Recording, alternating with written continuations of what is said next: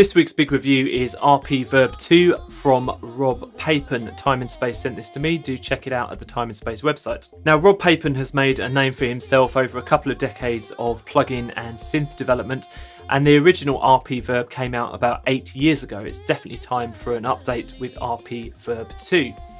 This runs in all major plugin formats for Mac and PC. It costs about $150, and previous owners of the plugin RP Verb 1 are eligible for a discount upgrade, which is about $39. This is a reverb plugin with a hell of a lot of options. Normally when I review plugins, I talk a little about the signal path, what it actually does to the signal. Well, with RP Verb 2, it's a little bit tricky as a lot of the modules can be reordered to your liking. For example, you can put the EQ section before or after the reverb, and pretty much all of the modules you can switch around like that. So before I delve in too deeply, let's have a little listen to a few audio examples of the hundreds of presets that are available, and I'll adjust the wet-dry ratio and play with a few knobs as they play so you can hear what RP Verb 2 is doing.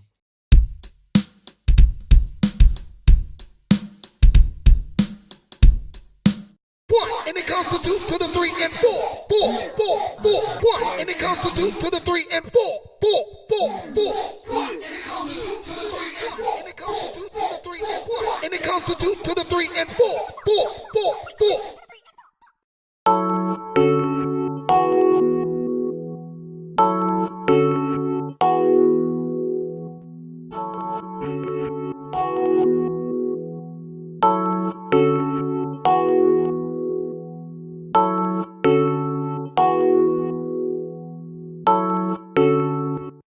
You always want what you can't have, and when you have it, you can.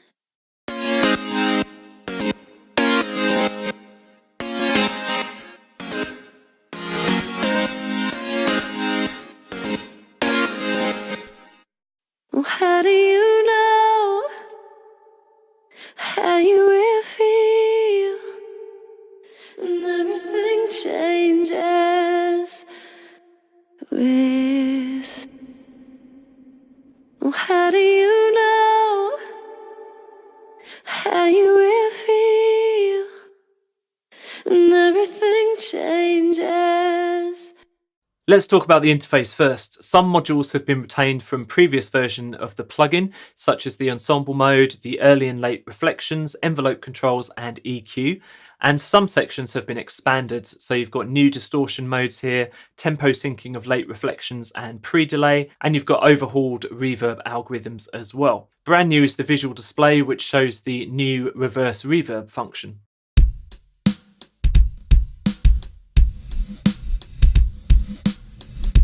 This reverse reverb is a very cool new feature that records the reverb and reverses it, providing everything from a subtle slapback effect to full-on reversed, washed-out soundscapes.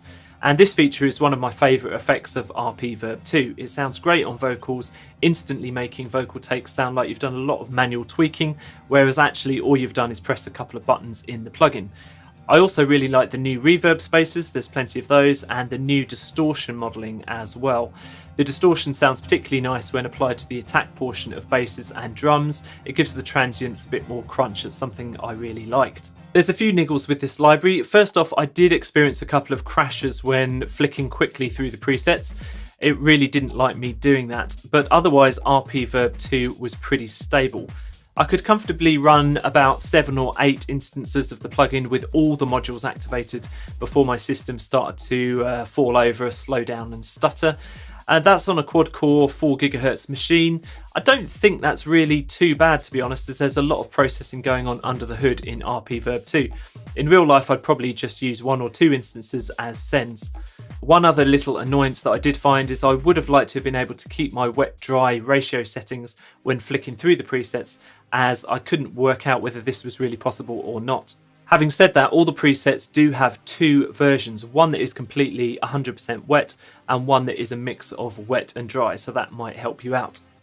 In conclusion, I did enjoy my time experimenting with RP Verb 2.